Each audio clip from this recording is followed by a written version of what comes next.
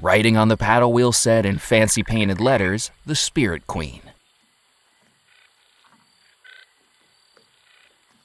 It was the kind of water that made you question every ripple. Was it the breeze or something hungry? It was the kind of water that made you question every ripple. Was it the breeze? With the gator disposed of, I turned my attention to the sack hanging from the crane. There was no apparent way to open it, but by the feel of it, it seemed to be filled with some kind of grain. That didn't work. A frayed sack hung from the wooden crane. It was the kind of...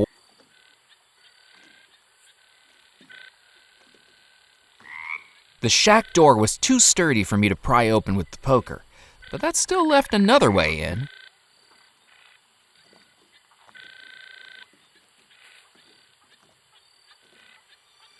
With a bit of elbow grease, I levered up the window frame.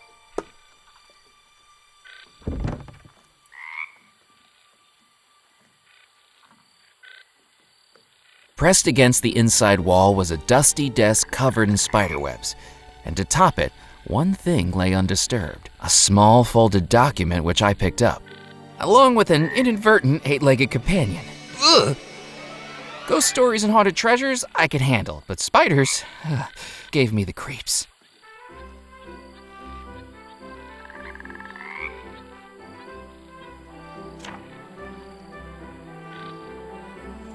It was a riverboat captain's license belonging to a Captain Knott, but the space for a photograph was empty.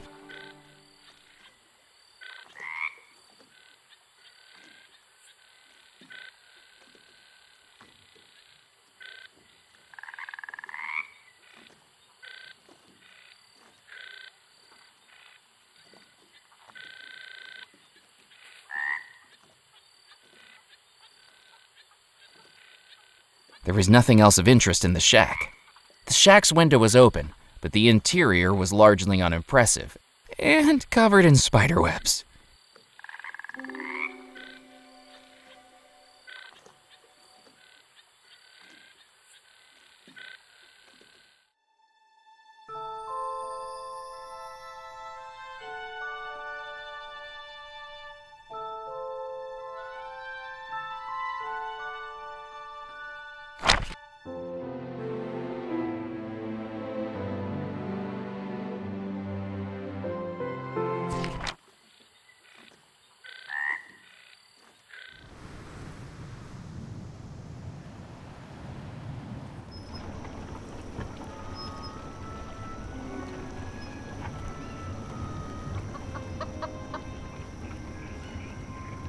Cluck, cluck, buck, buck, buck, cluck. I tried to persuade the chicken to come outside, but clearly I was out of cluck. Cluck, cluck, buck, buck, buck, cluck. I tried to persuade... It was a ramshackle chicken coop with infrequent clucks emanating from within. A pile of rotting wood lay at the side of the path.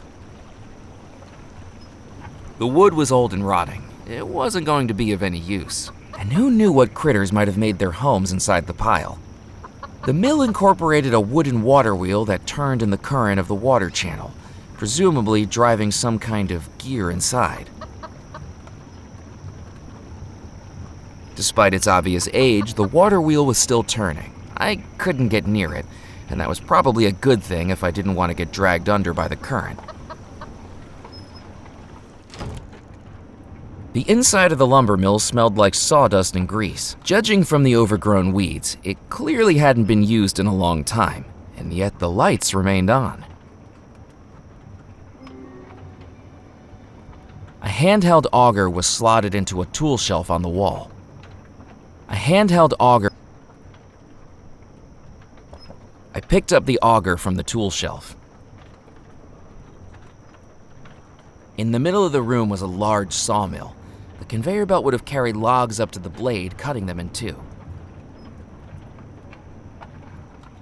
I looked over the machine, but I couldn't find a way to turn it on, if it even still worked.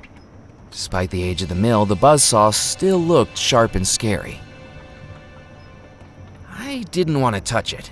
I hadn't seen something with that many scary-looking teeth since Old Lady Malloy's German Shepherd got loose on my 10th birthday. Lubricating the beam so it rotated smoothly was a thick glob of grease. The beam looked to be driven by the water wheel outside. From the multitude of wires fanning out from the top, it was presumably hooked up to a generator. The beam looked to be driven by the water wheel outside. From the multitude of wires, a large round beam rotated slowly in the center of the room.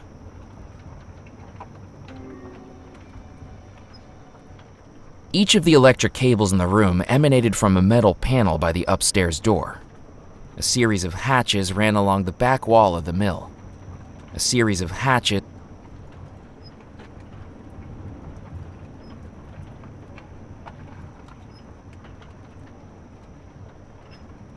The hatches were locked.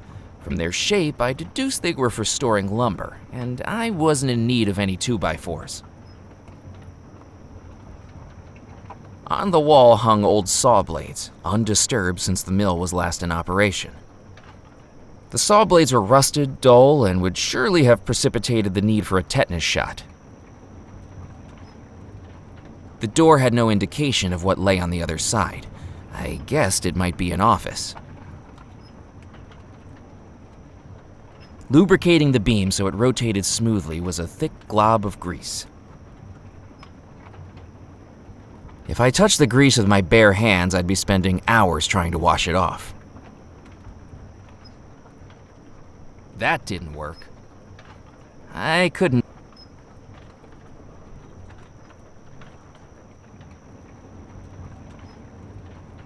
Nope.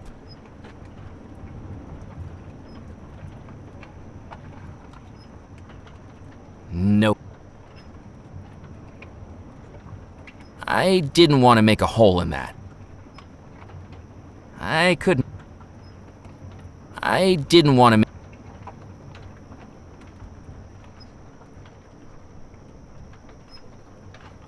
The electrical safety of the panel looked questionable.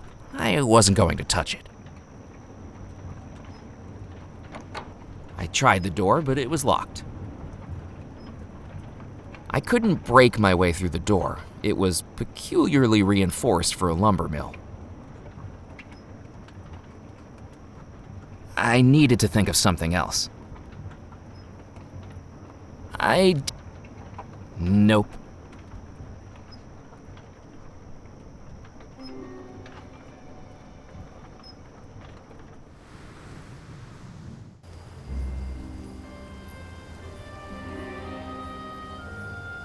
The church door was solid and understated, like much of the rest of the church. In the distance, I could see the island fort. The lighthouse light was off. The window looked into the church, if you could see through the decades of dust and grime.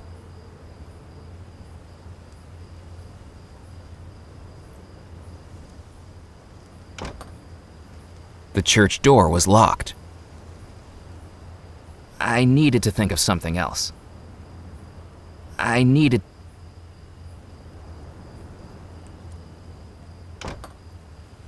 The church door. The inside of the church was silent and still.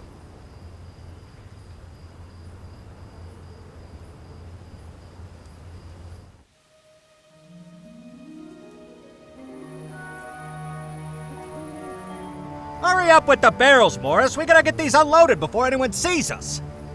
Are you sure this is a good idea, Musket? I don't think we should be using a church as our hiding place. You're not being paid to think, Morris. You carry those barrels in here and let me worry about the theological implications. This place has been abandoned for decades. There's nobody around. Nobody living, maybe.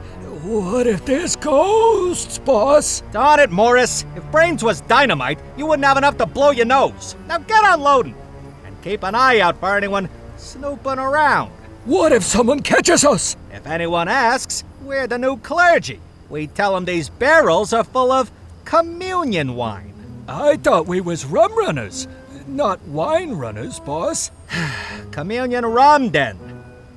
Ah, gotcha. Remember, St. Juniper's Church is a place to get closer to God. And if anyone questions our alibi, We make sure that happens. The pair of rum runners looked like the human personifications of the dish and the spoon from Hey Diddle Diddle, the gangly spoon bossing around the rotund dish as it carried barrels effortlessly from the jalopy and into the church. As it turned out, nursery rhyme characters become a lot more intimidating once they have revolvers. The window looked into the church. If you could see,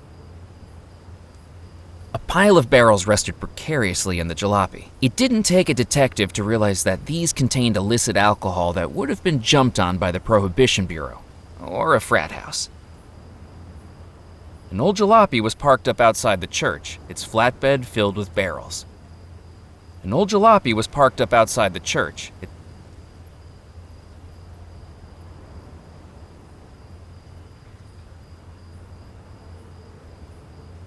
Wandering happily into the hideout of a pair of mobsters wasn't going to be a smart move. The barrels were far too heavy for me to lift, though that gorilla of a rum runner had been picking them up like they were cotton balls. The barrels were... The jalopy door was locked. How ironic that the rum runners would take care not to be the target of criminality. If the rum runners caught me breaking into their getaway car, I'd end up bundled up inside one of their barrels. Besides, from what I could see through the window, there was nothing worth taking.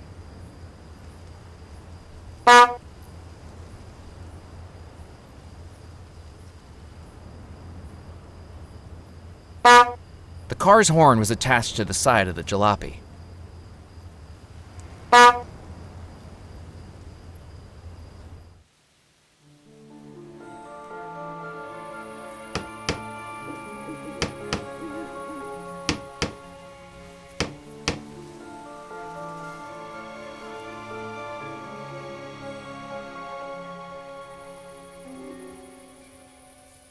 A rusty tin can sat on the ground. Its label read, Bloom's Canned Beef, family-sized. Appetizing.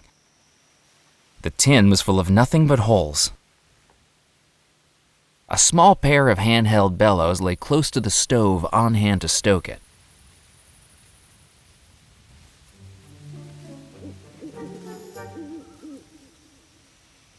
A scruffy-looking man was working away within the remnants of a shack. He looked like the kind of guy who would pass for a scarecrow if he stood still long enough. Where one of the table legs was broken, a jack was being used to prop it up, stopping the table from wobbling.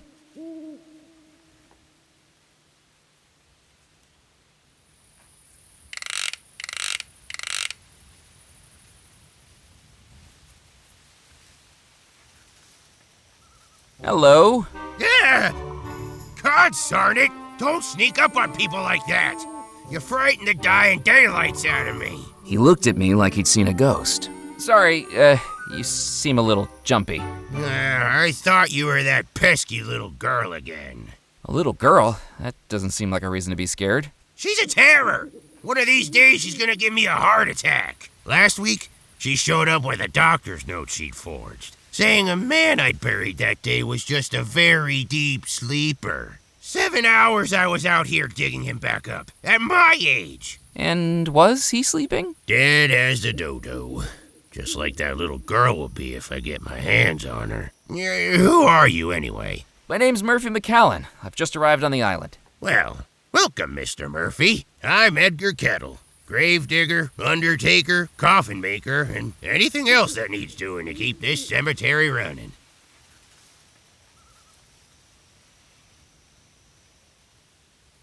Did you make this coffin? I sure did. But this is no more than a pauper's coffin by anyone's standards. The finest a parish pension can buy. Lock them in lumber, leave them to slumber, that's what I say. This'll end up 5 feet under by the end of the night. I thought it was supposed to be 6 feet. You're not the one doing the digging. 5 feet means I get a tea break. Have you got any spare coffin nails? No, I don't have any to spare. I've got a backlog of bodies begging for burial. But does the parish increase my funding? Nope. The roof's leaking, my table's broken. I've used floorboards to build some of the coffins. Take my advice. Don't go into this line of work. Undertaking is a dying business. Was the little girl named Mallory Wisp by any chance? That's her. The peril in a pinafore. She got the whole town thinking I was burying people prematurely. I walked past the school the other day, and they'd made up a jump rope chant about me. Do you think I could fit inside the coffin? Probably not. The gentleman inside might make it a bit of a squeeze. You mean there's a dead guy inside there? There better be. I can't afford to be burying empty coffins. Oh, what was the chant the school children made up about you? Edgar, Edgar, crazy feller, just be careful he don't get you. How many bodies did he strive to bury while they're still alive? 1, 2, 3, 4. I wasn't looking for audience participation. Sorry, I got carried away. Just like you with the burying.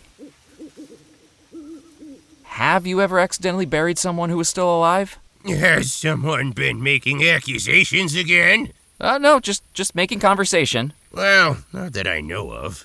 When you think about it, how would I know? Shouts for help, desperate shaking of the coffin. Look, I haven't sealed anyone up who was chatting with me, let's put it that way. I usually check for signs of life, but everyone takes shortcuts sometimes, don't they? I deserve some rest in peace, too.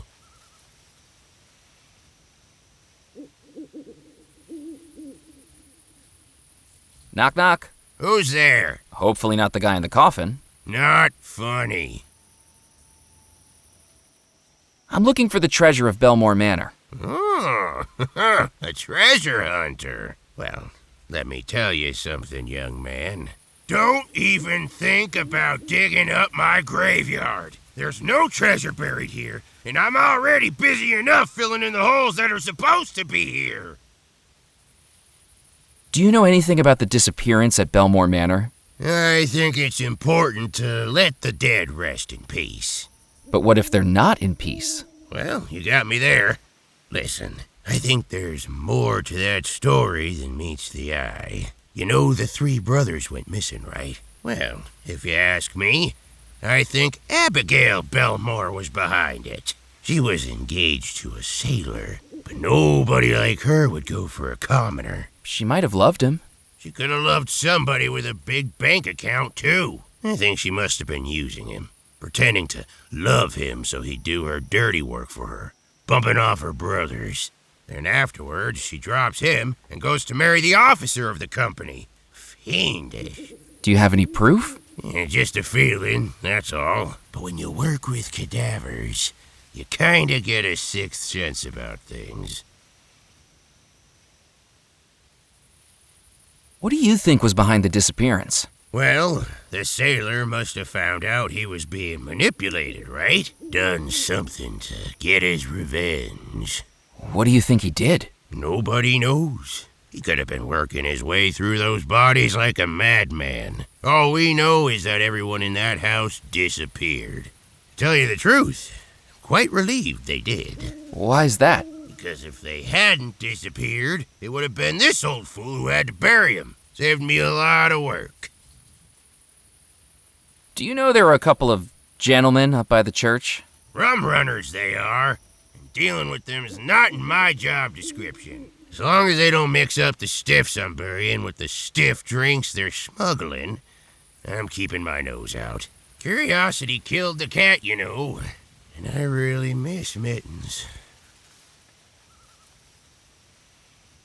I best be running along. Don't drop dead. I don't want anything else on my to-do list.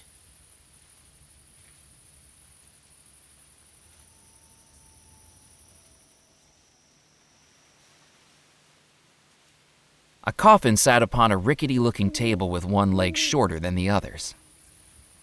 The coffin lid had been nailed down securely. I wasn't going to be able to open it. A mischievous idea began to form in my mind. Hey, I think the guy inside here might still be alive. And why would you think something like that? The coffin was just shaking around. Maybe you should open it up. Well, I didn't see it move. The gravedigger had me in a conundrum. I could hardly start shaking it right in front of his eyes. And unless the body inside starts jiggling around, I'm not opening up that coffin.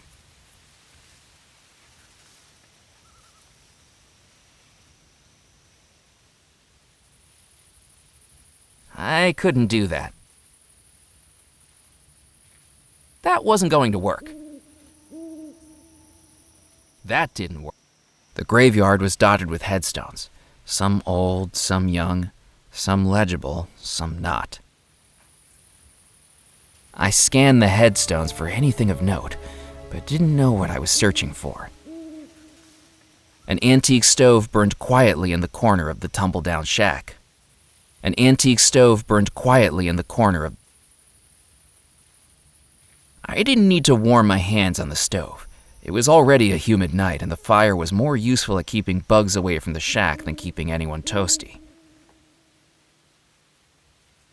The graveyard was dotted with headstones. Some old, some... The graveyard was dotted with heads...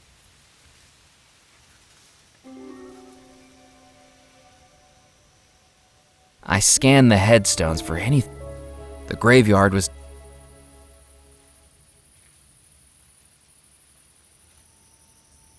I scanned the headstones for him. Embedded into the stony hillside was a large, intricately carved crypt with a decorative geometric pattern on its stone doors. I couldn't see any way to open the crypt door. Not a doorknob, not a keyhole. Whoever sealed this up intended to seal it up for good. The crypt door was... I couldn't...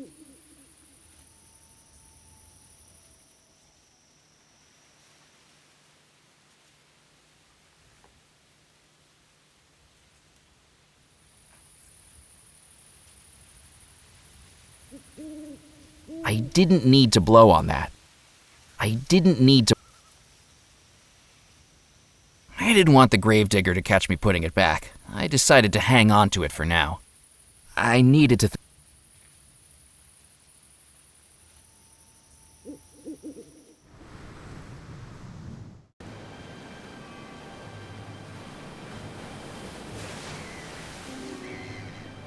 On the tallest tower of the fort was a wrought iron Victorian lighthouse, clearly out of step with the fort's stone architecture. It was like seeing a pair of spectacles on Michelangelo's David.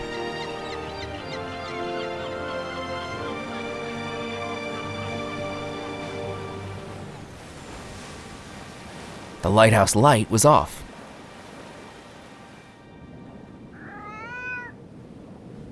The cat was staring at the lantern, mesmerized by the light.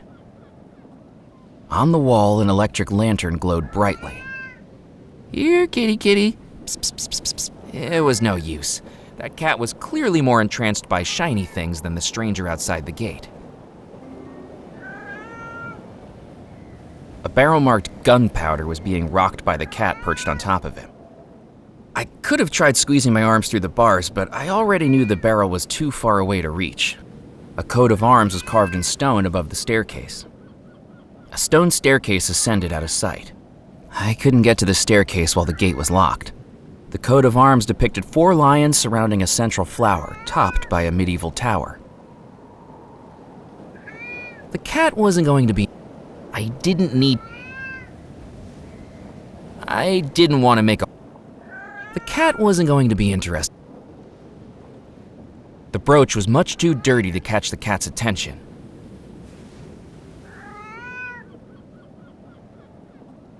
I couldn't do... The fish had been dead for years, was primarily comprised of stuffing, and smelled faintly of formaldehyde. The cat wasn't going to be interested in it in the slightest. I needed to think of something else.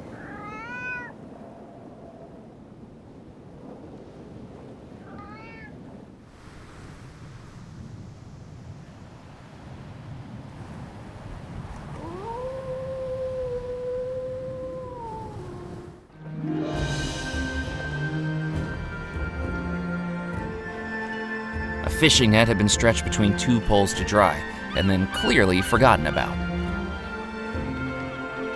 The fishing net was worn and useless. Using it would have been like trying to catch soup with a sieve. That didn't work. The stories about Belmore Manor are true. I saw the ghost bride inside the house. Blast it, Murphy. Don't say I didn't warn you. This island has had its fair share of the macabre. The best way to deal with it is to leave well enough alone. Why are you searching for that treasure anyway? Well, it's my job. The state's claim on that money runs out at 8 a.m., and I'm supposed to find it. You seem pretty passionate about something that's just for work. What are the odds you draw an assignment like that? Well, I might have made my own luck there. They wouldn't normally authorize an investigation so close to the statute of limitations running out, especially on a 30-year-old cold case. But thrust a stack of forms in front of the boss 5 minutes before clocking off on a Friday afternoon, and he doesn't care what he's signing. Let's just hope he wasn't signing your death warrant. Most of my investigations don't amount to more than counting paper clips in a municipal building or going cross-eyed over receipt rolls in a courthouse. When I found that old case folder tucked behind the filing cabinet, its only lead, a water-stained magazine, talking about a real-life haunted house, how could I pass it up?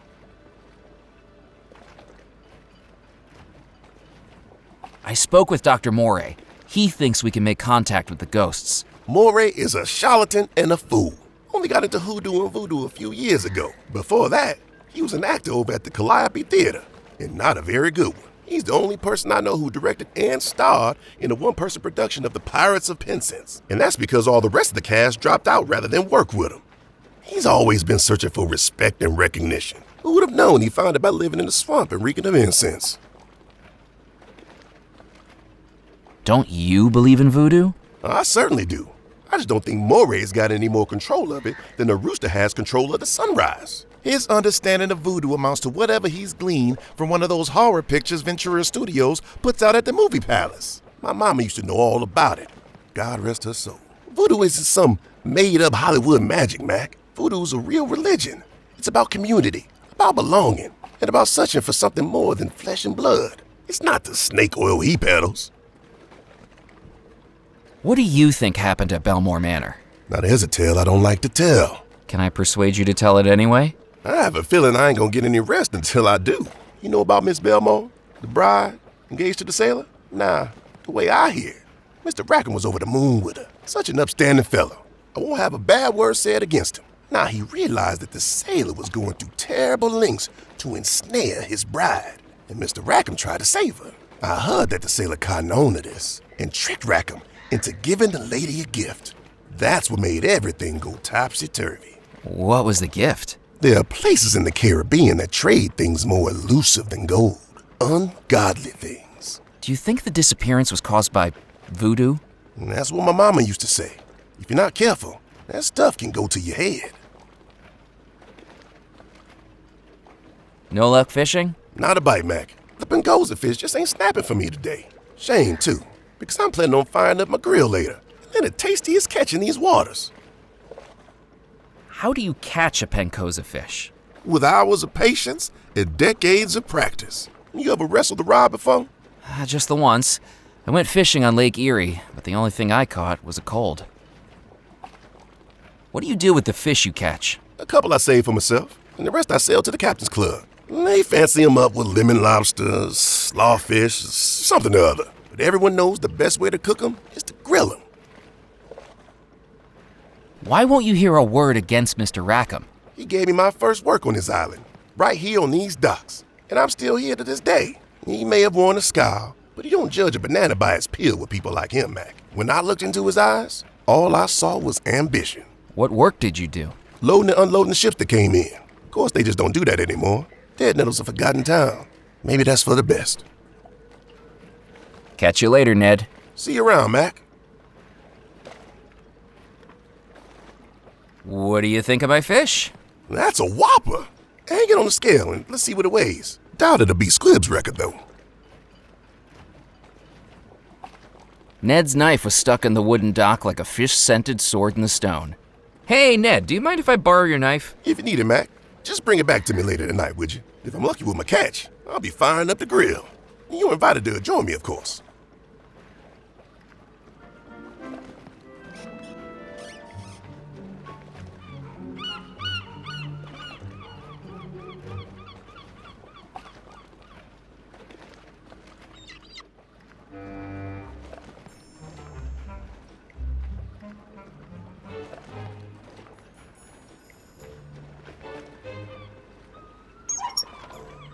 I hung the fish on the scales. You caught them pincosa? They're the most delicious fish around here, especially grilled. But you'll never beat Squib's record. Squib? Jebediah Squibb, the Cajun catcher he calls himself. Last week at the Dead of the Docks, Squibb caught the heaviest pincosa on record. Got his photograph on the front page of the newspaper and everything. Now how am I going to rest while he brags and boasts about it every single night?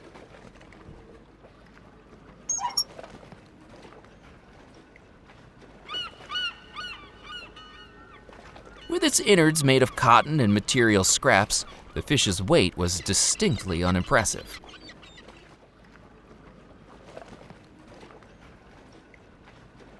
That wasn't going to... I needed to think of something else. I could... With the ripped seam as an opening, I placed the horseshoe inside the taxidermied fish. Now it was heavy. It was a taxidermied fish now concealing a heavy iron horseshoe inside.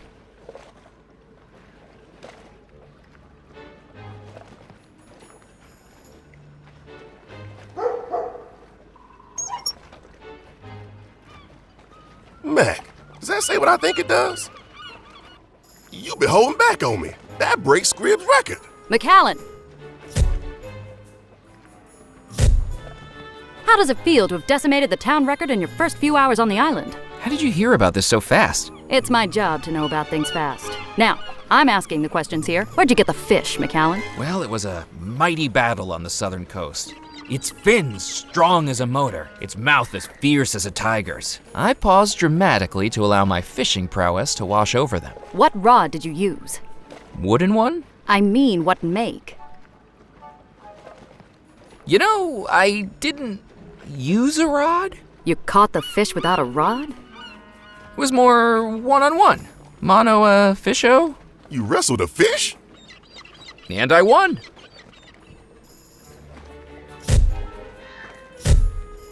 Well, as much as it pains me to say it, you're the cover story in the next edition of the Juniper Parish Gazette. And this is why I'm not getting a Pulitzer.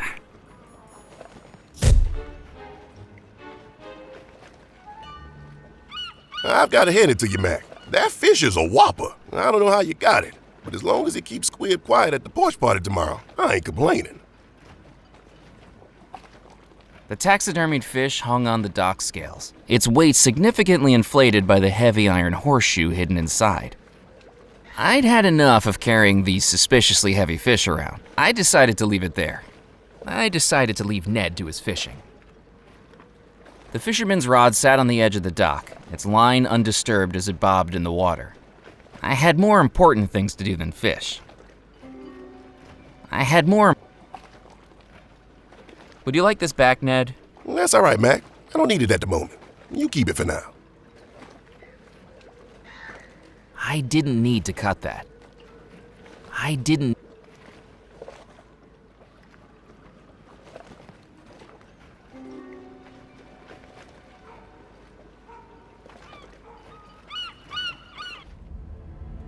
Murphy! Have you seen the cover of the evening edition? I think we caught your personality perfectly in that photograph. Naive, simple, unsophisticated. Makes it all the more surprising that you actually accomplished something. I wonder if I should have it framed. That'll cost you. I remember your trick with the telegram. Hey, it's nothing personal. Your business is my business, and my business is news. I'm Evelyn Stoker, editor of the Juniper Parish Gazette. No misdeed left unshared, no drama left unmonetized. Come on, work with me here, McAllen. I need something juicy. Committed any crimes? Uncovered any affairs? Any deep, personal secrets to reveal? The honest-to-God truth? No. I need a good story. I can't let something minor like the truth stand in the way of that.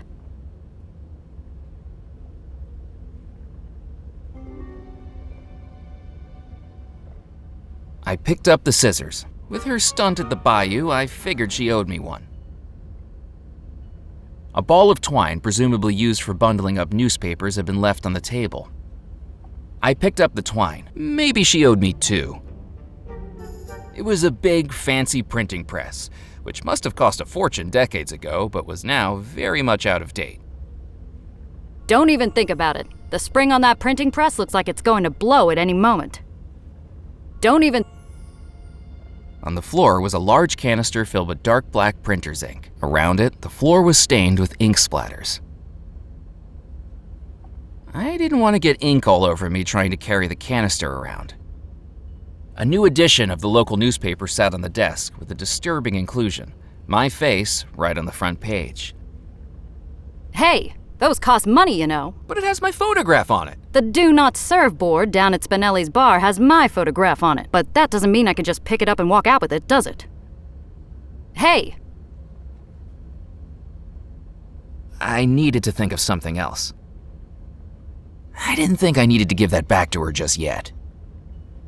The back wall of the newspaper office was filled with filing cabinets. From the labels on the front, they looked to be archived issues of the Juniper Parish Gazette. Hey, you can't come back here. Sorry. Hanging on a peg at the far side of the room was a battered flashbulb camera. There was no way I was going to get past the newspaper editor to get it. Besides, I didn't know how to operate it. The editor was busy at work with spectacles perched on her nose, and it looked so stern I wondered if the glasses were solely for the purpose of glaring over disapprovingly. Yes? Hi. What are you working on? One of the most romantic articles this newspaper's ever seen. Francois Fogg, Dead Nettle's local pharmacist, is reuniting with his long-lost love after 14 years apart, thanks to this newspaper's personal ads column. What a lovely story. That's right. She mailed in a letter she wanted printed. Her former sweetheart saw it, and now they're on track to see each other again. Eventually. Eventually? Well, that's a bit of an administrative issue. In the letter we received, she told him to meet her in her Texas hometown of Magnolia. Due to a tiny typesetting error, he's now on a 6-week voyage to Mongolia. But doesn't it warm your heart how far people will go for love? Don't you have more interesting stories to write about? The crackpots this island calls a population wouldn't know something interesting if they paid for it. Which they hardly do. Believe me, I've tried to get juicier stories. Scouring the island, doorstop interviews, hiding under windows. You eavesdrop on people through their windows? It's called investigative reporting.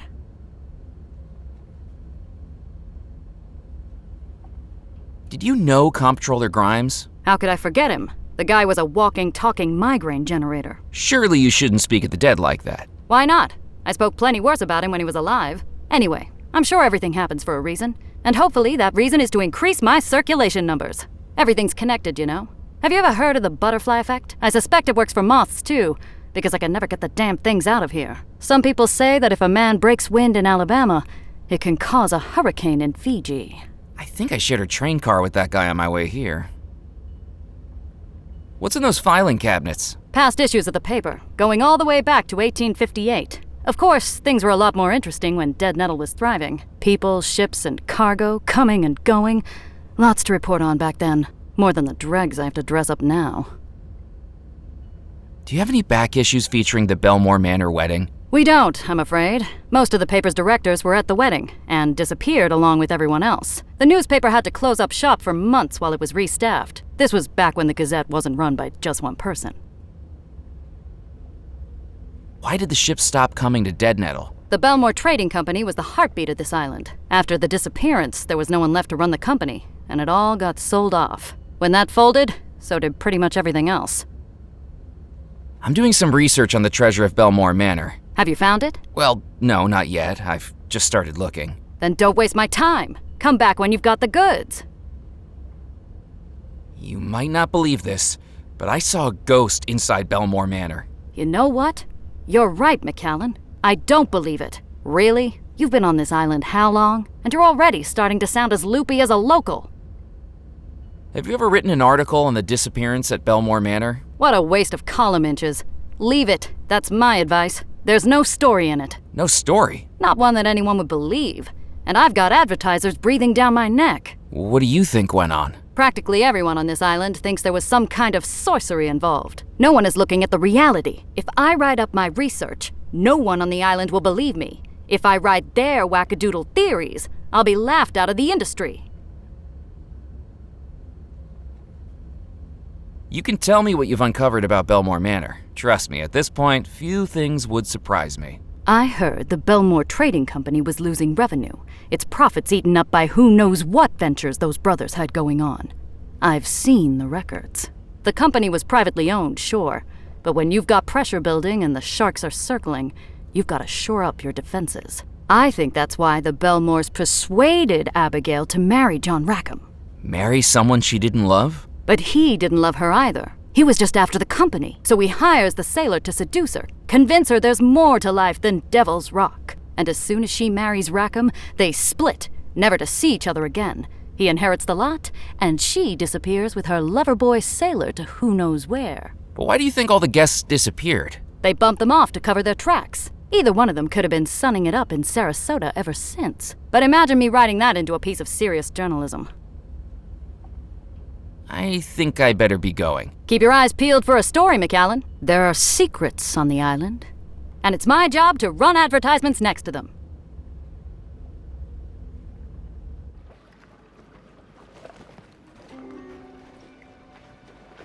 It was a telegraph mast, with cables radiating outwards to the buildings surrounding it. Shirts, socks, and oversized underwear had been left out to dry overnight. The clothesline was decidedly out of reach, even for a person who wanted to steal someone's freshly laundered undergarments. I wasn't one of those people. I couldn't do that. I couldn't reach the clothesline, and I didn't want to cut it down even if I could. The twine would be more... That didn't... I didn't need to cut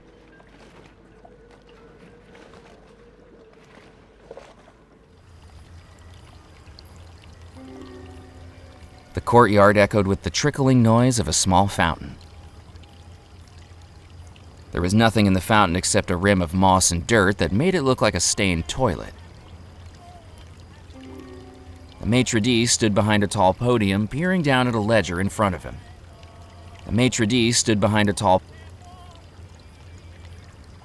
I glanced at the ledger on the podium. It was mostly empty. The words I could see were written in such an unreadable scrawl that looked like a centipede had dipped its legs in ink and skittered across the page.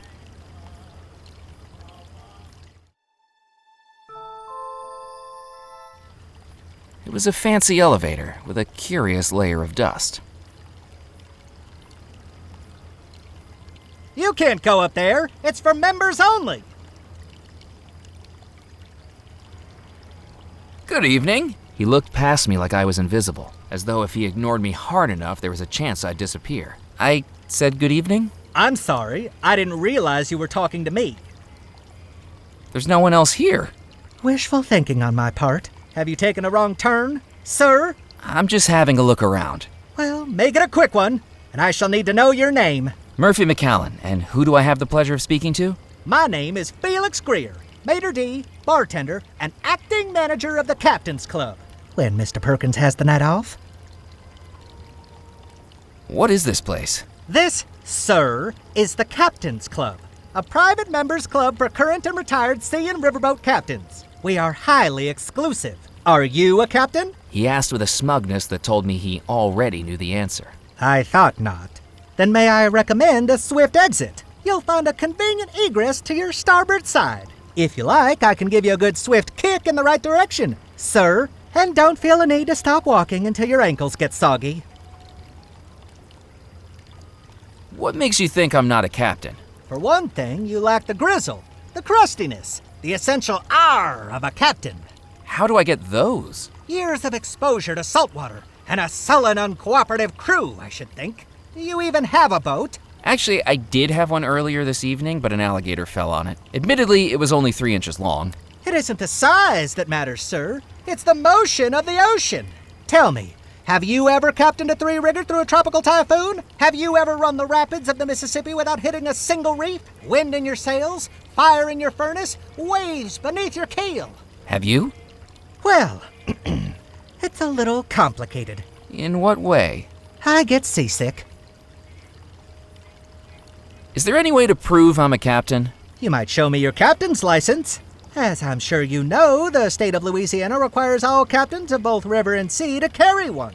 But don't try to foist off a fake on me. Last week we had someone present a license with a photograph distinctly unlike their contemporary appearance. The photograph was clearly of someone a good deal older than them, with more facial hair, and most importantly, one less eye.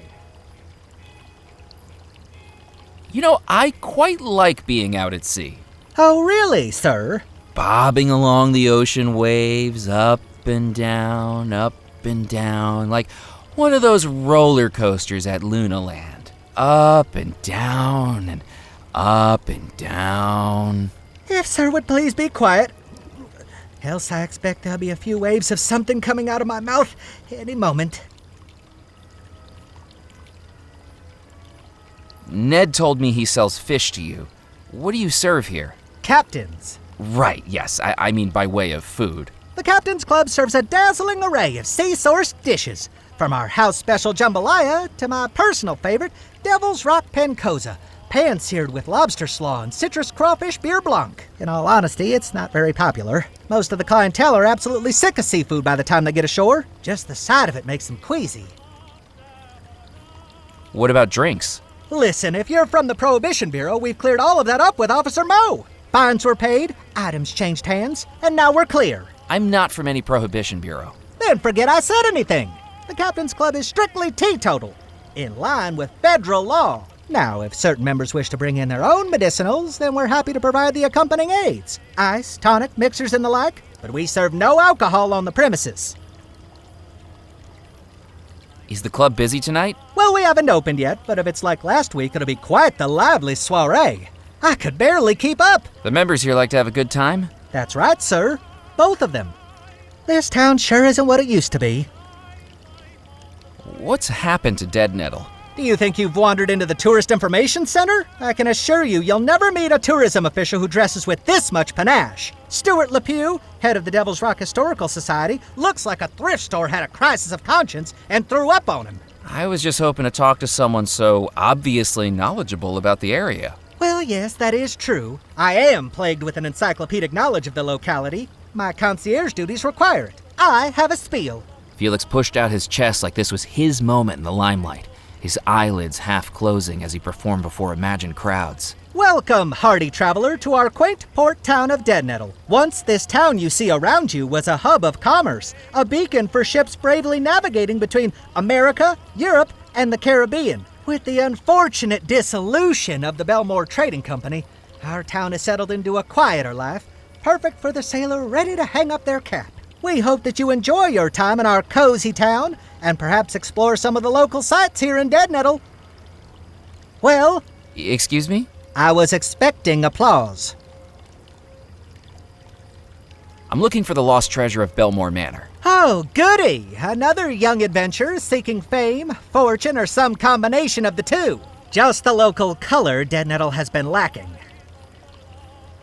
What do you know about the lost treasure? Do you think you're living in a storybook? Weathered maps, talking parrots, X marks the spot? Grow up, you silly boy. Captaincy is a noble skill that doesn't need to be trivialized with childish tales of lost treasure. You must have some thoughts on the disappearance. On moonlit nights, when the waves crash against the rocks, the captains of this club trade yarns about this very mystery. Did you know Abigail Belmore's fiancé was a sailor who worked on the ships? Some of the old boys here even worked with him. They say he loved her, as true as a captain loves the sea. But she was a temptress, a siren. She scuttled that sailor's heart, consumed by a voodoo premonition that she had to fulfill. More beautiful than a mermaid, and twice as fishy. What did she do? After months of engagement, she broke it off and chose to marry an officer of the company instead, on their very wedding day. Why did she do that? The rumors I've heard are that they discovered something in the Caribbean, something wicked, something that consumed them and drove them to heinous acts. The Belmore brothers swore their crew to secrecy, and the men were loyal to their word. But the rot in the rope was that sister, Abigail. People say that whatever they discovered took hold of her. With the sailor's broken heart and the officer's resources, she was about to unleash something terrible, until the disappearance halted her evil plans. Do you think that's true? Of course not. It's all nonsense. But the captains do love to outperform each other with such tales on a dull evening. I'd best be casting off. Don't feel the need to rush back, sir.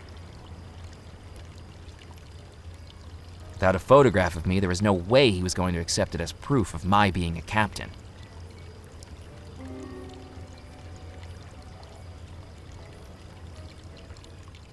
Members only.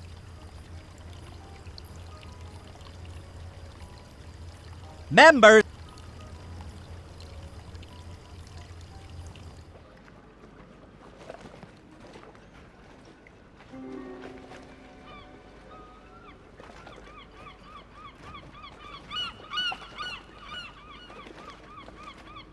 The sign read, "The Fantastic Fantocci." A paper sign hung on the front of the theater. One side displayed the flair and fancy. Set up on the seafront was an elaborate car.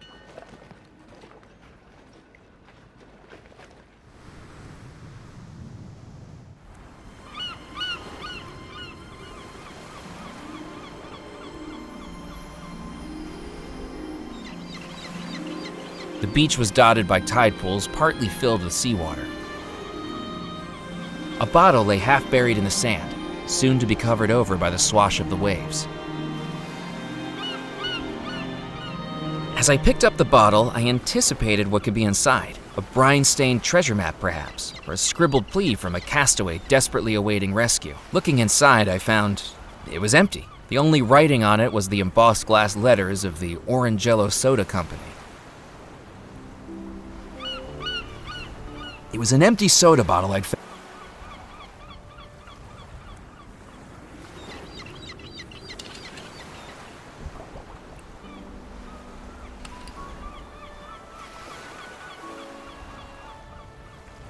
It was a soda bottle I'd filled up with water. It was a ball of rough twine.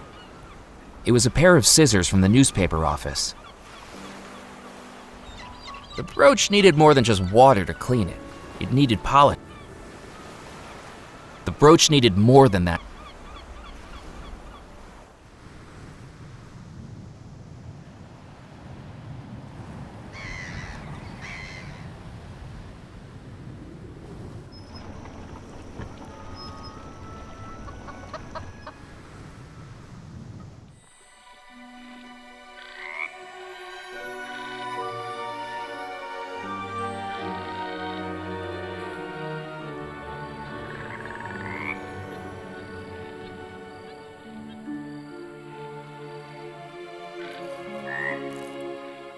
I cut into the sack with the knife, revealing it to be full of corn.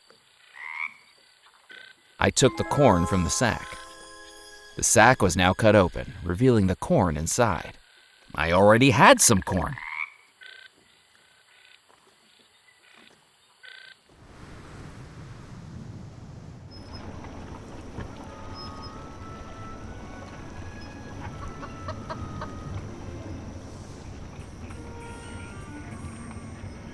I scattered the corn on the path. Mere seconds later, it attracted the attention of the curious chicken.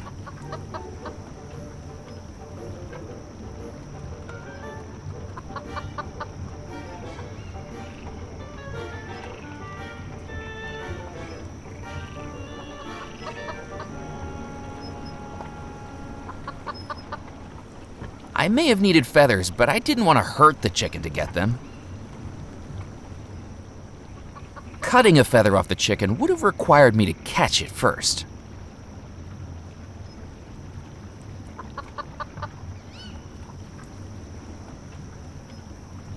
I'd seen cowboys lassoing cattle at the summer rodeo before, but trying to do the same with parcel twine and a chicken would have been ridiculous. The small chicken I'd lured out of the chicken coop pecked happily at the corn strewn across the trail.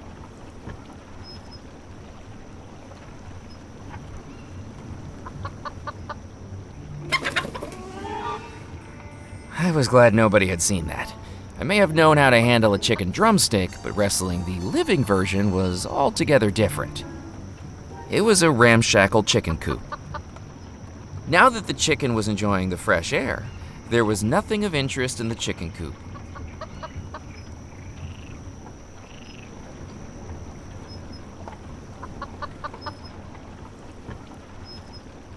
I may have needed feathers, but I didn't want to hurt the chicken to get them.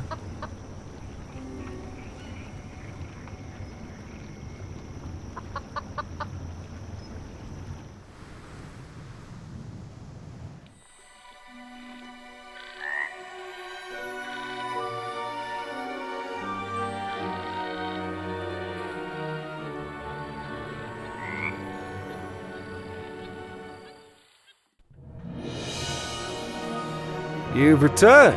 Have you found all the ingredients? Not yet, but I'm working on it. I'm going to Rebecca.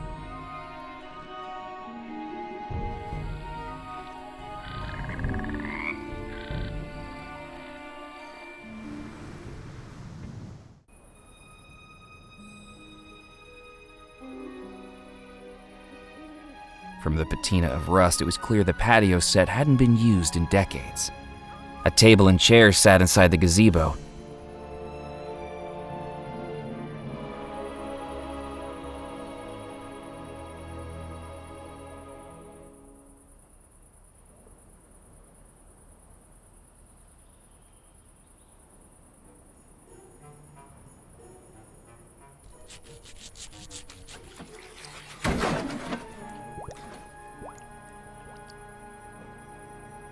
The barrel had smashed on the ground, revealing its dark, syrupy sweet contents. Molasses. The barrel had smashed on... I wasn't going to touch the molasses with my bare hands. With the items I was borrowing across the island, some may have said I had sticky fingers, but this would have made it a little bit too literal. I wasn't going to... With the items I was borrowing across the island, some may have...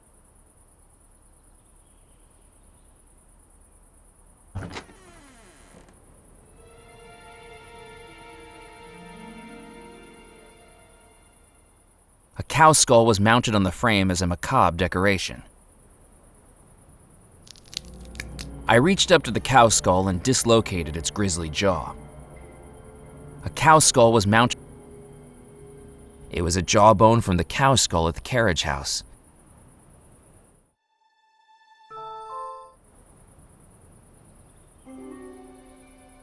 Two large doors marked the entrance to the building, wide enough for the grandest of carriages.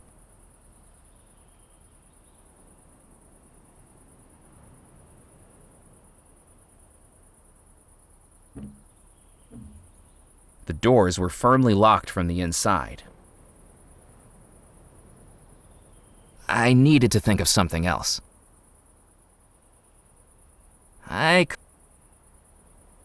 That wasn't going to work.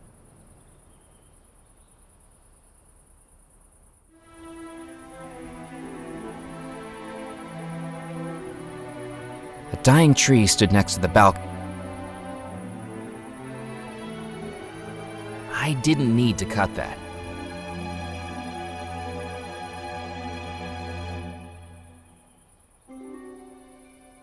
A large pond lay in front of the house, slowly being reclaimed by algae, weeds, and who knew what else.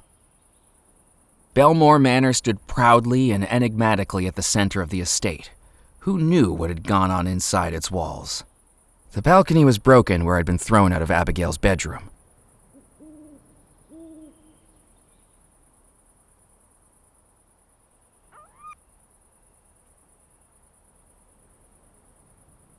I considered wading into the pond, water up to my waist, squelching my way through the reeds and mud, past frogs. Then I realized I had absolutely...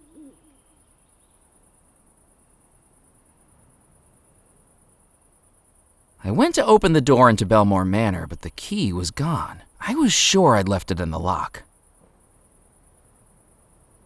I didn't need...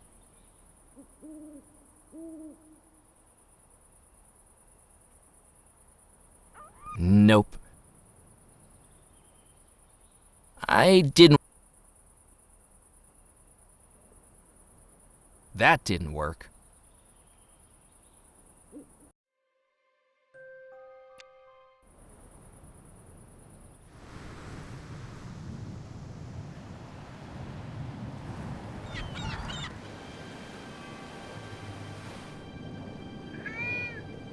The cat wasn't going to be interested in that. That didn't. The cat seemed too entranced by the light to notice me dangling a ball of twine out for it. Nope. The cat wasn't going to be I couldn't do that. Nope. The twine. That didn't work. Nope. That was... I need... I need... That didn't...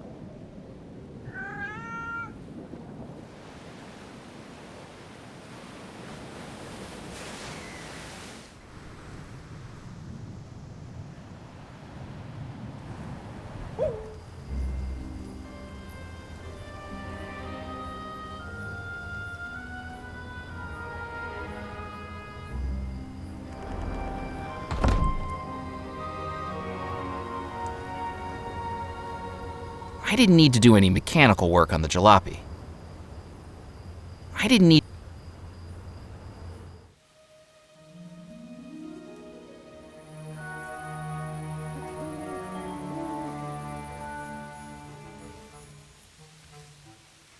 I tied the twine to the uneven table and took up a hiding spot behind a nearby wall. It was time to wake the dead. Hello? Hello? Why is it so dark in here? Huh? Who's that? I'm stuck! Help! Help! Mallory, if that's you again. Get me out of this thing! Oh no, not again.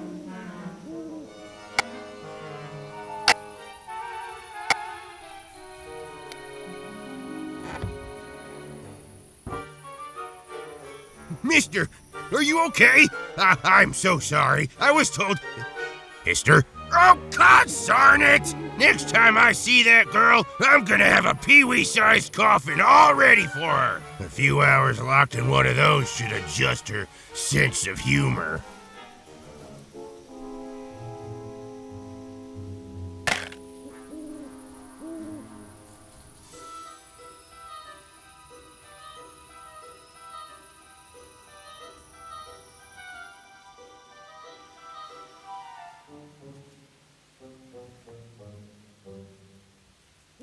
I'd never seen a dead body before. Searching the dead man's body was not something I wanted to do. The rusty tin now contained the used nails the gravedigger had pried from the coffin.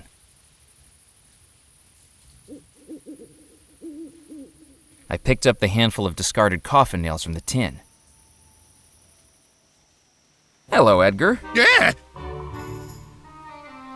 Who is it you're burying? This is Theodore Grimes. He was the... Comptroller for Juniper Parish? That's right. You know him? We were supposed to have a meeting. Clearly he's going to miss it. Sure is. Now he's the late Comptroller Grimes. I best be running along. Goodbye.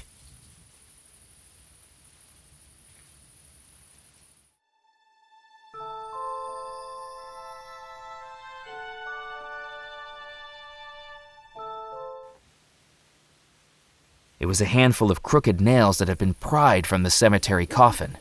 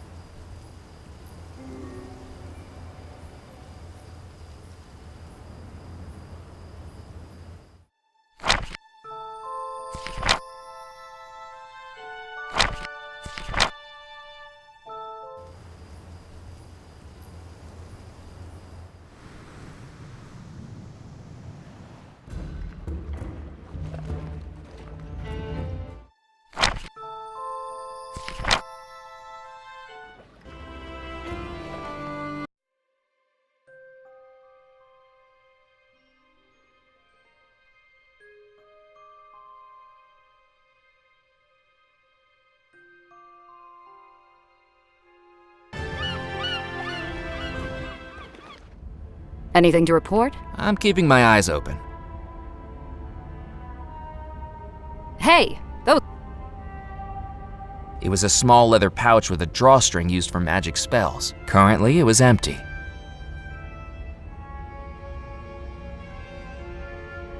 I placed the coffin nails in the Gris-Gris.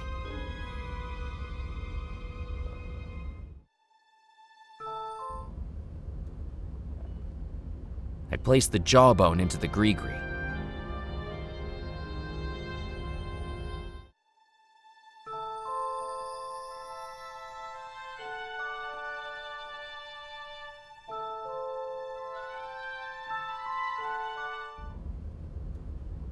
Hey! Hey! I'd like to buy a newspaper. Finally, I get something out of you loitering in here. That'll be 1 cent, please. I picked up the newspaper. The fewer people that saw it, the better.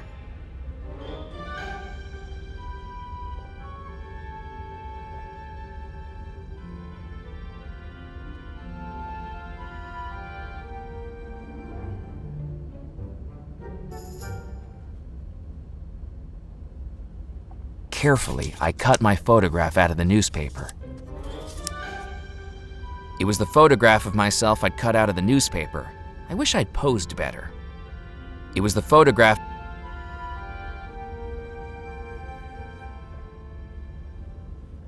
I was going to need something adhesive to stick it in with.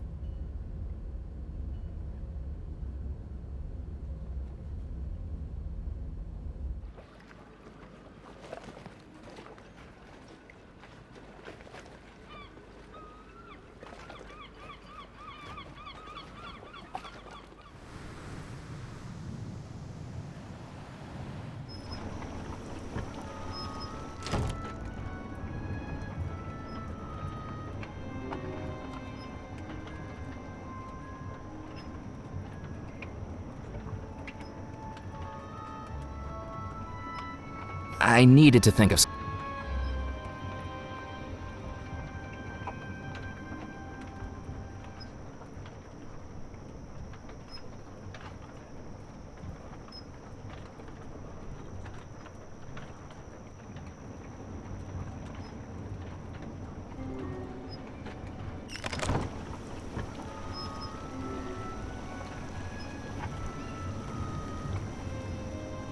The wood was old and rotting. It wasn't going to be of any use. And who knew what critters might have made their homes inside the pile?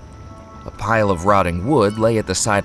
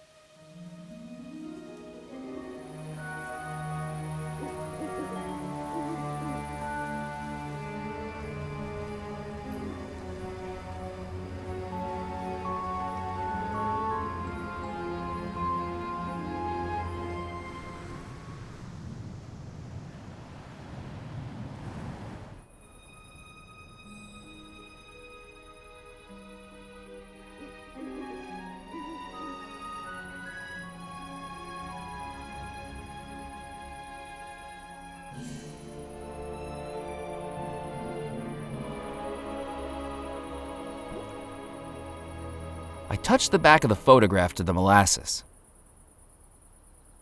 Thanks to the stickiness of the molasses, the photograph adhered nicely to the captain's license.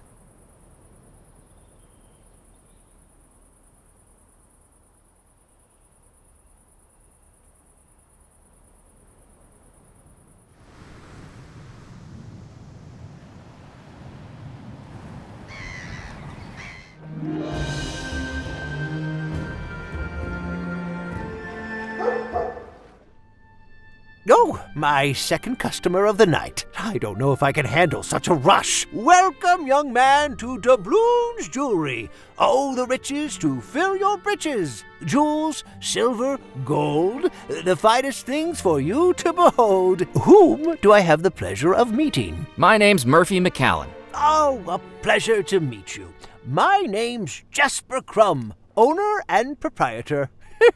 Are you looking for something valuable while you're here on the island? Funnily enough, I am. Is there a special someone in your life? Looking for an apology gift, perhaps? I've sold more missed anniversary necklaces and drunken fumble earrings than I can count. No, I don't need anything like that. Then how about something for yourself? You look like a working man. Could I interest you in a pocket watch? Actually, I had one up until about an hour ago. Traded it to a glowing green guy for a magic pouch. As the words left my lips, I realized I sounded like a character from Jack and the Beanstalk. Pardon me? I'm just here to browse. Browse away, young man. I'll be here if you need me.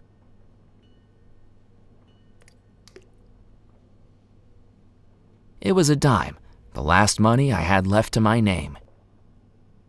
I placed the dime into the Gris-Gris. That would work as the silver coin.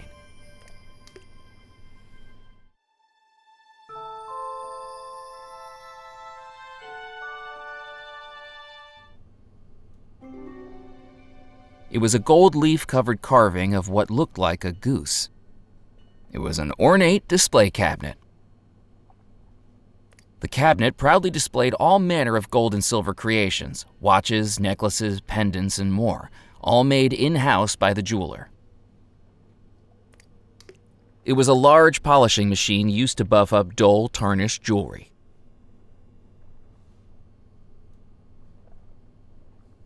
Excuse me, would you be able to polish a brooch for me? Let me take a look.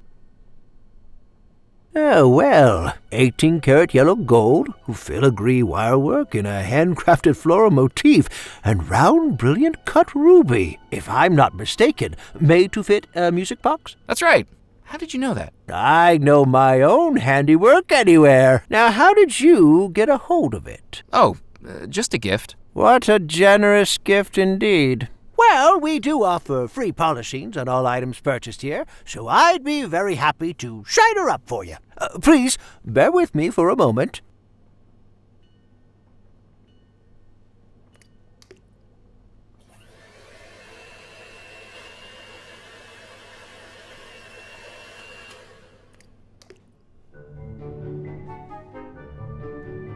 There we go, shining like a firefly's rear end. I'm afraid the clasp on the back has broken off. You weren't planning on wearing it soon, were you? I wasn't planning on wearing it at all. There's no shame in indulging yourself every once in a while. Lord knows I can appreciate the comfort and empowerment a pair of hosiery can bring. Anyway, we don't have any replacement clasps in stock, but I can put it in order. In the meantime, here's a button magnet that should hold it in place, as long as you're not too vigorous with it. Thank you. It was an expensive-looking jeweler's microscope used to inspect gems and jewelry up close. There was no reason to use the microscope without something to magnify. While the microscope was meant for jewelry, I was confident I'd already revealed this brooch's secrets. It was the small round magnet I'd been given by the jeweler, meant to attach a brooch without piercing clothing. I didn't need to look at that more closely.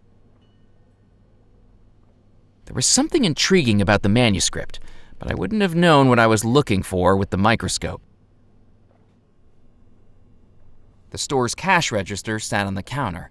I wondered how long it had been since it was last used. Robbing a jewelry store really wasn't my style. The poster read, "Free polishing on all purchases. Gemstones bought." I didn't need the poster. It was an ornate display cabinet. The cabinet was filled with used jewelry, rings, brooches, necklaces, and more. Even secondhand, I would have had to save for years to afford any of them. A small glass fishbowl sat on top of a cabinet, the goldfish inside swimming around happily. There was no way I could carry a fishbowl full of water and a live goldfish around with me. There was no way. The neck of the bottle was far too narrow for the pudgy little goldfish to swim through. I thought I'd keep that to myself. The jeweler was a small, friendly-looking man with a placid smile. He must have been an elegant man in years gone by, but now was a little scruffy around the edges, just like his jewelry shop. Good evening, Mr. Crumb. How can I help you? How's business tonight? You're not a millionaire with an enraged fiancé, are you? I'm not, no. I didn't think so. Then business tonight is about as lively as a snail drinking decaf. The only other customer I had in here tonight was more interested in the provenance of fossils than the shiny stuff. Booked a private viewing, and then didn't buy anything. Can you believe it? The first time in weeks the shop gets a private viewing, and all they're interested in is bones. You sell fossils, too? I sell all the treasures of the earth.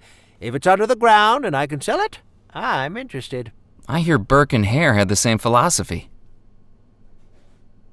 What are you selling? We specialize in jewelry and precious stones. Rings, necklaces, earrings, and brooches in this cabinet to my left. Gems, geodes, and fossils in this cabinet to my right. You'd be surprised at how much of an impact some stones can make. My family can tell you that. We also offer a free polishing service on all purchases from the shop. Just bring it in and we'll shine it up for you. Our little thank you to our loyal customers. How do you know what jewelry was purchased here? I handcraft everything this shop sells. I have an encyclopedic knowledge of our wares, Mr. McAllen, going back decades. What's the most valuable thing in here? I suppose that depends on how you value things, doesn't it? In dollars and cents? Yes, I used to value things that way. But a lack of business has a way of making you more philosophical about these things. Now I'd say the most valuable thing here is Granny. Granny? Your grandmother is in here? That's right. In the fishbowl. Granny is my goldfish. You named your goldfish Granny? Yes, it was the most wondrous thing. The same day my grandmother Bethesda died, I was out at the local fun fair, and I won this goldfish on the ring toss. When we got home, every time we mentioned Bethesda, that little fish jumped out of the water and back on in. We think Granny's passed on into that fish. What do you think? I mean this with no disrespect, but I think that's the craziest thing I've come across tonight, and I had a ghost bride trying to kill me. We all have our quirks. But don't goldfish only live for a few years? If she was your grandmother, she must have died sometime around the middle of the last century. Oh yes, that's right. Each time the goldfish dies, Granny's spirit hops into a new fish. We must be on Granny number 44 by now. I'm looking for lost treasure. I'd say you found it. Everything inside these four walls is a treasure, handmade to the finest quality. I mean a specific treasure. The lost treasure of Belmore Manor. Well, if you find it, bring it in here for an appraisal. I'll give you a good price for it. But that's a pretty big if, isn't it? What do you know about Belmore Manor? Oh, it's a tragedy what went on there. But I know what I think. Black magic. Black magic? That's right. While some of us make an honest living around these parts, there are others who are lured in by the darker depths of the sea. Who do you think that was? Well, it's simple, isn't it? Abigail used to stop by here all the time, taking a gander at the rings and the necklaces. She was a lovely young girl who always saw the best in people. And Mr. Rackham, he was a model for how to run a good business, honest and decisive. Now, that only leaves one person, doesn't it? The sailor? Exactly. I'd heard rumors about black magic going on inside Belmore Manor. I think he was casting his spell on Abigail, making her fall in love with him. Why else would someone as rich as her want to marry someone like him? He certainly couldn't afford the rings and necklaces that caught her eye. I think, come the night of the wedding, she wised up. That's why she decided to marry Mr. Rackham after all, a much more responsible choice for the company. What's the carving on the front of your counter? That is the genuine stern carving of the Golden Goose, the famous brigantine. I could trace my family's history on the island back hundreds of years, right back to the ship's owner, Captain Bartholomew Crumb. You've heard of him, I expect. Captain Crumb, the vicious pirate? I read about him as a child. One of the most successful in the Caribbean. That is, until, as the story goes, he got pursued by a ghost ship. A ghost ship? Surely that can't be more than a legend. Then how do you explain this? Without a single shot fired, every sailor aboard his ship fell down dead. victims of an evil pirate who wielded a black stone. Captain Crumb was the sole survivor. He escaped undetected in a rowboat, and after days at sea, made it to this very island. After that, he never went to sea again. Instead, he set up this shop with the one chest of jewels he'd managed to carry away. Some of the gems you see around here still date back to that final hoard. A black stone killed the crew? Well, so the story goes. I suppose it explains my family's obsession. Not just the gold and jewels that tempt us, but the wicked stones that threaten us.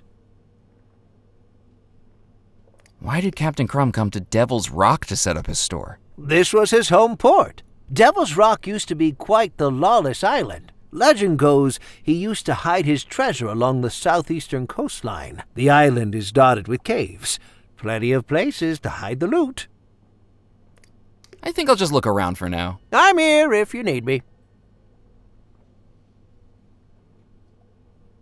What a nice young man. Isn't he, Granny? I couldn't have put it better myself.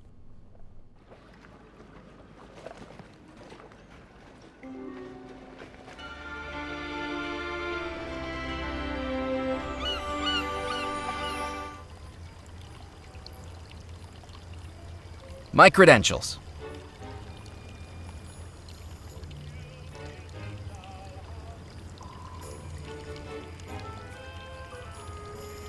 You're telling me you are a captain? I trust it's all in order?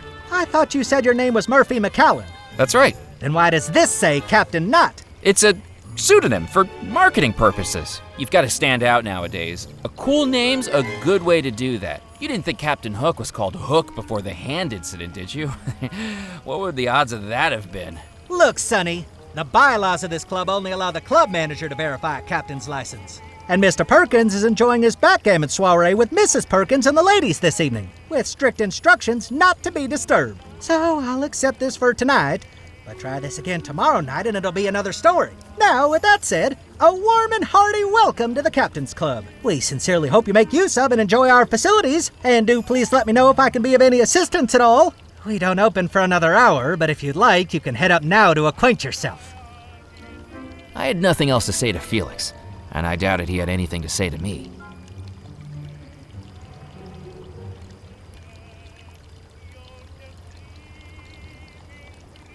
I waited for the doors of the elevator to open, but nothing happened. If you wish to use the elevator, I'm afraid to tell you it's broken.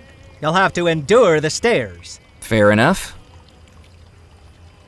It was a fancy elevator with a curious layer of dust.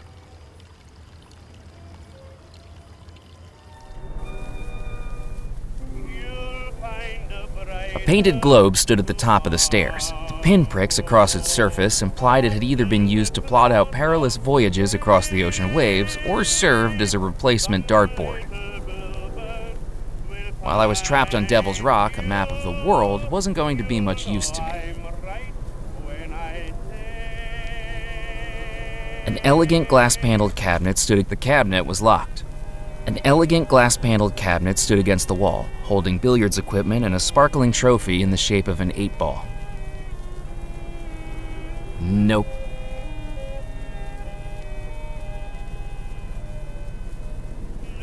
The glass front would have shattered if I tried to force it open, and I didn't want to get kicked out of the Captain's Club so soon after getting in.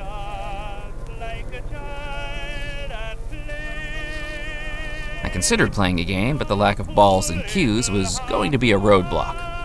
The room was dominated by a large wooden billiard table, its hand-carved Baroque cabinet presenting a sharp contrast to the faded and ripped baize that topped it. The room was dominated.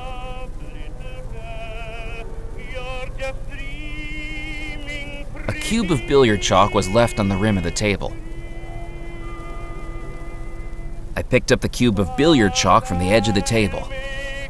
It was a small cube of blue billiard chalk.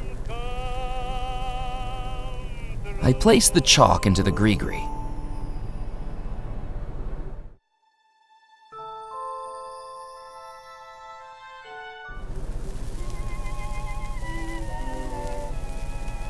There was a small electric switch on the wall. The switch seemed to control the ceiling fans. It was a door leading out onto the balcony. The door was locked. Nope. That didn't work.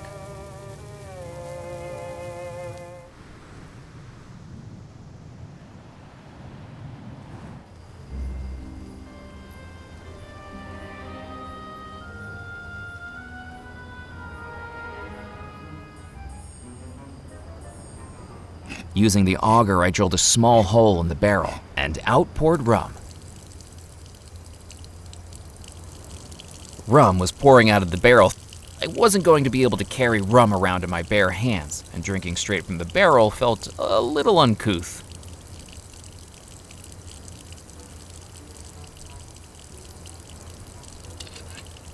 I poured out the water, then began to fill the bottle with the rum pouring from the barrel. Relief washed over me at the realization that I'd done it without getting caught by the two rum runners.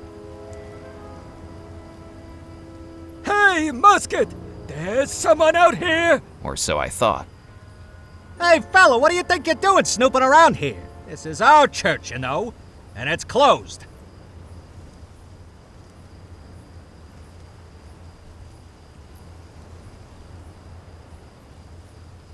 I'm with the Prohibition Bureau. We've got this place surrounded. Officer Moe's 10 feet underwater wearing cement shoes. We made sure of it. He's being a wise guy, Musket. Time to fill him full of lead. But boss, it's bad luck to bump someone off in a churchyard. Now, where'd you hear a nonsensical thing like that? I thought churches was hallowed ground, where sin and immorality would face supernatural punishment in this world or the next. Where do you get this stuff from? I told you, I do the thinking in this partnership.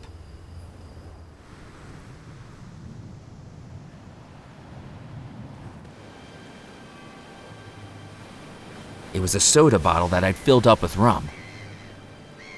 I poured the rum into the Gris-Gris.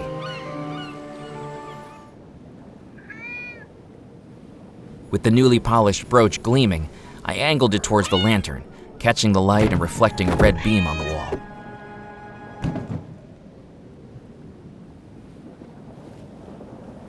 I took a handful of the spilled gunpowder. I placed the gunpowder into the Gris-Gris.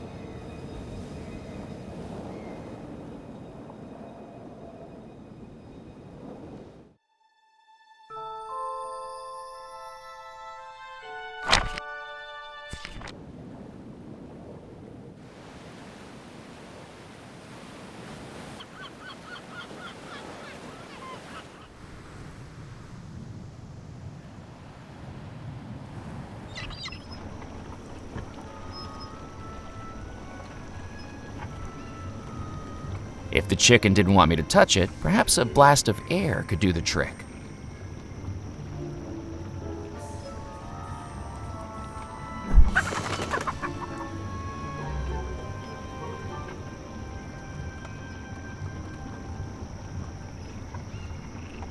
I'd bothered the chicken enough.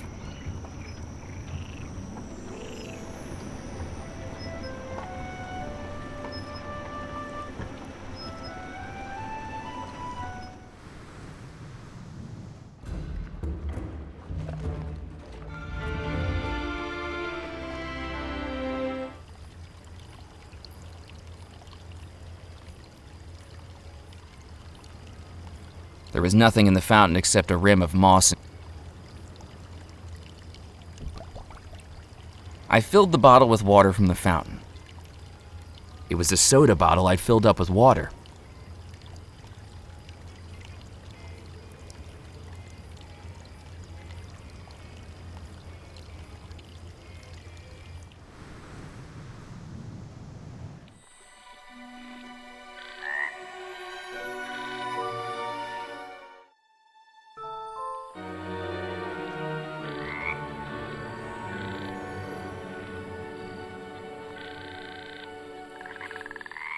The manuscript required black feathers, not white.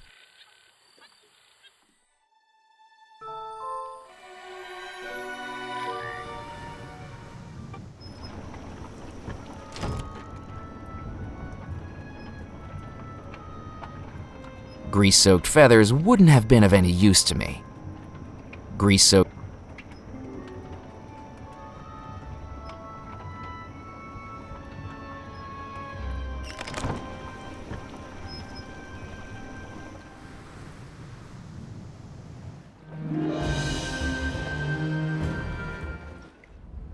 Anything to report? I'm keeping...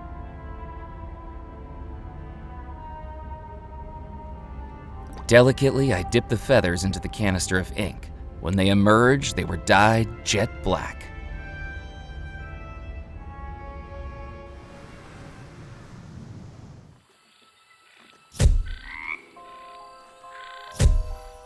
I thought I'd find you out here, McAllen.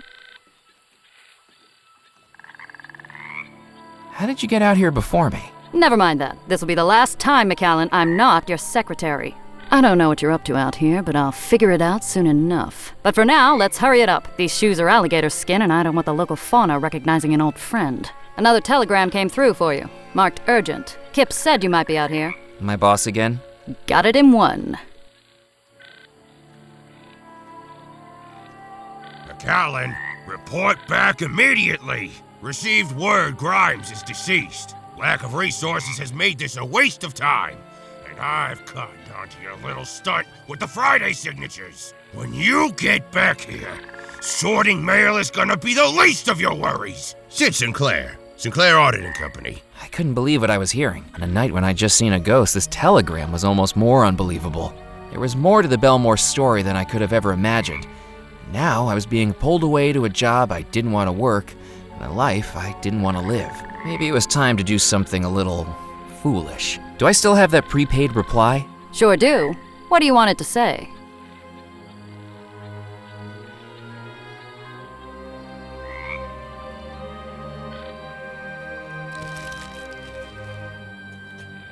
Tell him I quit.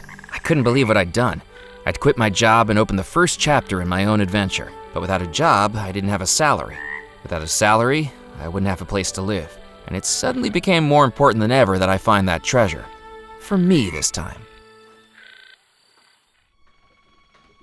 Murphy, have you done what was asked of you? I have the ingredients, I just need to place them in the Gris-Gris. Hurry!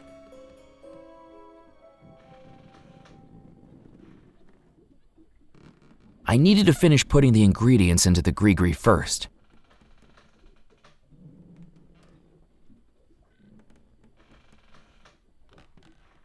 I placed the feathers into the Gris-Gris. I've done it! All 7 ingredients in the Gris-Gris.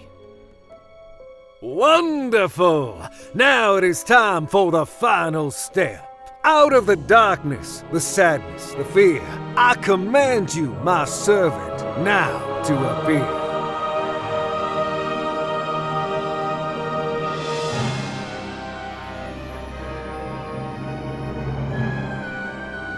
I have returned, Master. What is your desire? The ingredients have been gathered.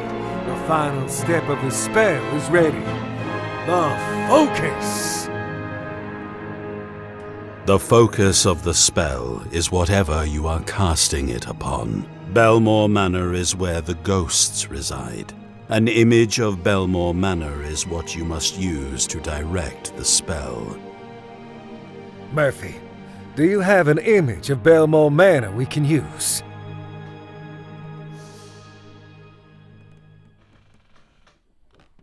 Yes, Murphy, that will work. Place it inside the Gris-Gris as the final ingredient. I folded the magazine cover and placed it inside the Gris-Gris. The spell is ready. Finally, the ghosts will be free again. Open the Gris-Gris, Murphy, and that will cast the spell. With some trepidation, I took the Gris-Gris from my pocket and with a deep breath, opened it.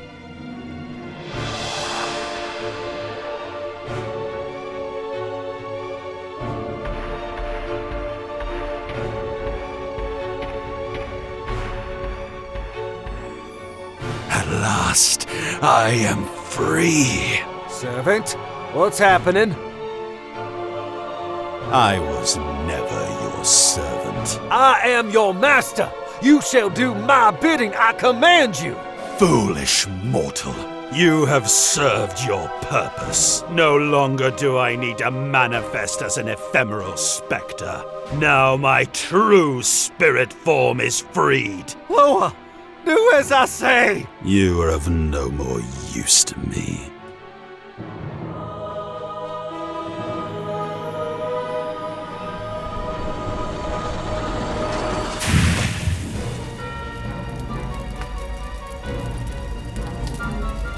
I wasn't sure what I'd just seen, but the voodoo fire raging all around me was all too real. I needed to get out, and fast.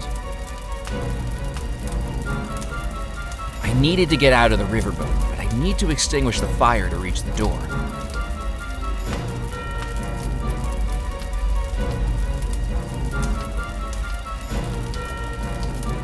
I filled the bottle with water from the spirit pool.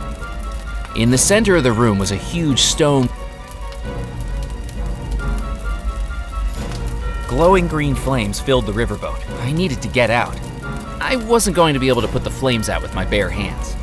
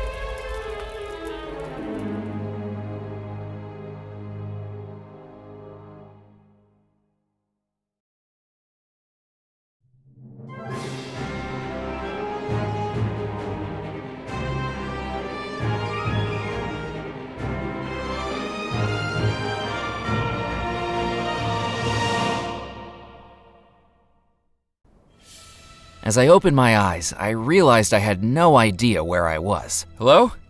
Hello? This wasn't good.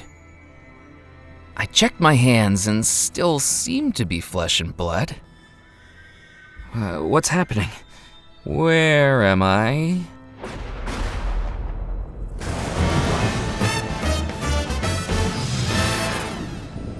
Welcome back to Belmore Manor, Murphy McCallan. We didn't expect to see you again so soon. What's going on? Am I dead? Don't be so overdramatic, Murphy.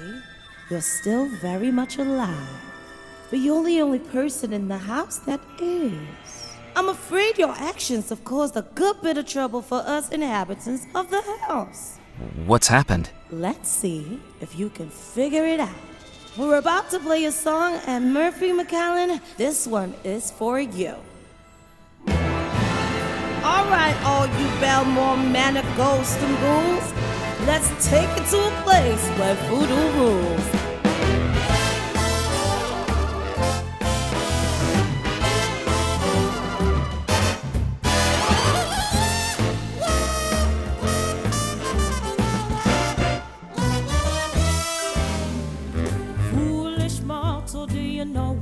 A house of spirits, but we know of one with evil intentions, and now no preventions to harm their evil scheme. You're now implicated in this complicated supernatural dream. You cast the spell, now the deed is done. Evil's free, the plan has just begun. Without your detection, we'll have no protection from the Machiavellian game. You set them loose, so you have to deduce who is ill and who is to blame. And self-detested, we'll ask you questions 3. Draw on clues to solve the mystery. The lover, the poor, the devil, oh God. Questions surrounded in doubt. The officer bride, the sailor or guide, Murphy. Can you figure it out?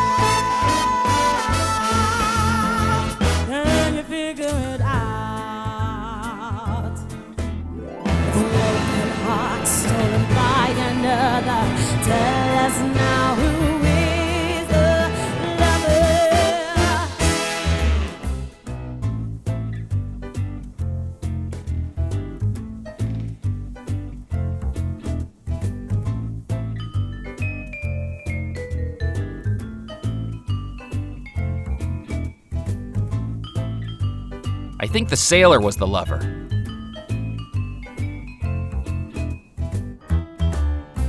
Someone in love and their love is true. Is it return? What is there to do? They're caught in the middle of baffling riddles. Is love what can carry them through? Sunset life, no chance for dawn. Tell us now who is the pawn.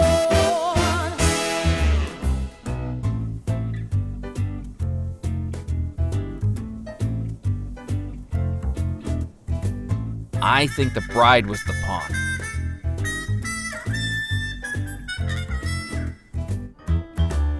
A bride in love, but in some evil curse, immersed in voodoo and things perverse.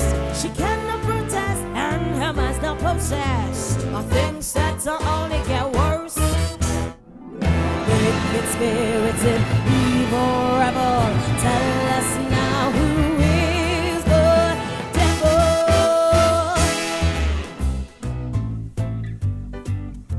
I think the officer was the devil. A phantom figure who's now in control. Black magic powers got things he stole. But maybe it's set back, but he's gonna get back, and we're worried that goes now let's go.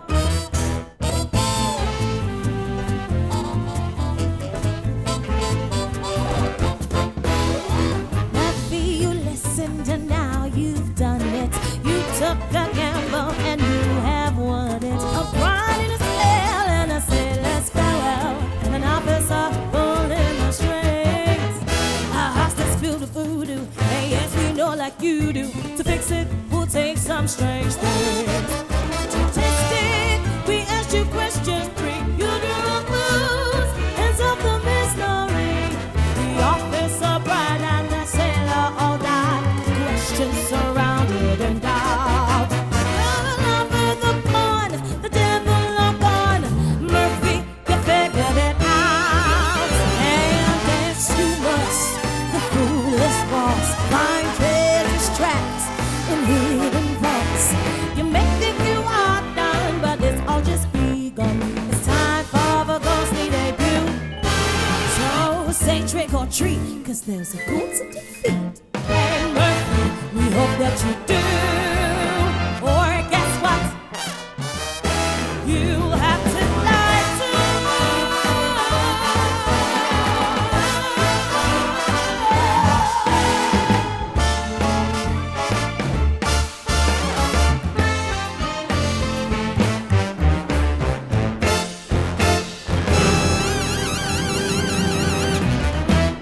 after that till.